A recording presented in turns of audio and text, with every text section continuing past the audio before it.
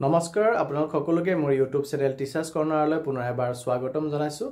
আজি এটি খুবেই গুৰুত্বপূৰ্ণ ভিডিঅ'লৈ আপোনালোকৰ মাজলৈ আহিছোঁ। কাইণ্ডলি ভিডিঅ'টি শেষলৈকে চাব, চাই ভাল পালে লাইক এণ্ড শ্বেয়াৰ কৰিব আৰু চেনেলটি যদি এতিয়াও ছাবস্ক্ৰাইব কৰা নাই কাইণ্ডলি ছাবস্ক্ৰাইব কৰিব। অসম চৰকাৰে এক গুৰুত্বপূৰ্ণ সিদ্ধান্ত গ্ৰহণ কৰিছে আৰু এই সিদ্ধান্ত অনুসৰি স্পেচিয়েল ৰিক্ৰুইটমেণ্ট ড্ৰাইভৰ অধীনত নিয়মীয়াকৰণ হোৱা শিক্ষকসকলক বহুকেইটা সা সুবিধা প্ৰদান কৰিছে।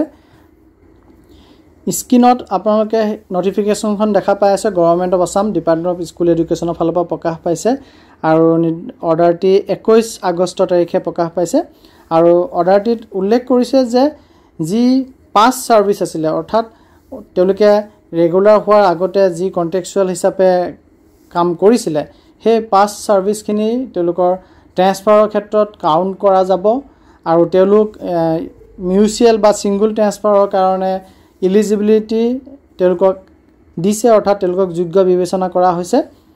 আৰু তৃতীয়তে তেওঁলোকক অপৰচুনিটি দিয়া গৈছে হেডমাষ্টাৰ বা প্ৰিন্সিপাল নিয়মমাফিক যিখিনি নিয়মৰ মাজেদি হ'ব লাগে সেই নিয়ম যদি তেওঁলোকে নৰ্মছ ফ'ল' কৰিছে বা নৰ্মছৰ ভিতৰত পৰিছে তেওঁলোকো হেডমাষ্টাৰ বা প্ৰিন্সিপাল হ'ব পাৰিব। এই তিনিটা সুবিধা দিছে যিসকল শিক্ষক আমাৰ স্পেচিয়েল ৰিক্ৰুইটমেণ্ট ড্ৰাইভৰ অধীনত ছেকেণ্ডেৰী স্কুলত নিযুক্ত হৈছিল তেওঁলোকক।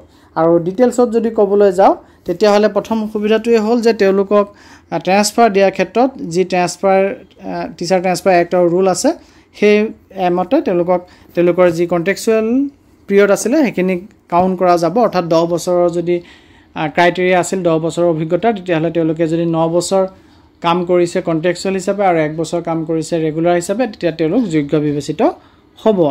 আৰু স্পেচিয়েল ৰিক্ৰুইটমেণ্ট ড্ৰাইভৰ অধীনত ৰেগুলাৰাইজ হোৱা শিক্ষকসকলে মিউচুৱেল ট্ৰেন্সফাৰ তেওঁলোকৰ চিমিলাৰ কেটেগৰী টিচাৰৰ মাজত ল'ব পাৰিব আৰু যদি ছিংগুল ট্ৰেন্সফাৰ লয় তেতিয়াহ'লে তেওঁলোকে পষ্টটোৰ সৈতে ছিংগুল ট্ৰেন্সফাৰ হ'ব, যিহেতু SRD টিচাৰৰ পষ্টটো সম্পূৰ্ণ পাৰ্চনেল পষ্ট হয়, গতিকে তেওঁলোকৰ পদৰ সৈতে ট্ৰেন্সফাৰ হৈ যাব। আৰু 3 নম্বৰত কৈছিলে যে স্পেচিয়েল ৰিক্ৰুইটমেণ্ট ড্ৰাইভৰ অধীনত যিসকল শিক্ষক ৰেগুলাৰাইজ হৈছে তেওঁলোকে হেডমাষ্টাৰ বা প্ৰিন্সিপাল পষ্টৰ কাৰণে ছেকেণ্ডেৰী বা হায়াৰ ছেকেণ্ডেৰী বা ছিনিয়ৰ ছেকেণ্ডেৰী স্কুলত তেওঁলোকক যোগ্য বিবেচিত হ'ব বা তেওঁলোক হ'ব পাৰিব। ইয়াৰ কাৰণে এটা চৰ্তটো হ'ল যিখিনি নৰ্মছ আমাৰ Assam secondary education provincialise school service rule 2018 আৰু যোনটো 2020 চনত এমেণ্ডমেণ্ট হৈছে সেই এমেণ্ডমেণ্ট মতে যিখিনি প্ৰেছক্ৰাইব নৰ্মছ আছে নৰ্মছখিনি যদি তেওঁলোকে আছে তেতিয়াহ'লে তেওঁলোকে হেড টিচাৰ বা প্ৰিন্সিপালো হ'ব পাৰিব। গতিকে এইখিনি আমাৰ ছেকেণ্ডেৰী স্কুলৰ যিসকল contractual teacher special recruitment driver অধীনত নিয়মীয়া হৈছিল তেওঁলোকৰ কাৰণে এই সুবিধাখিনি দিছে।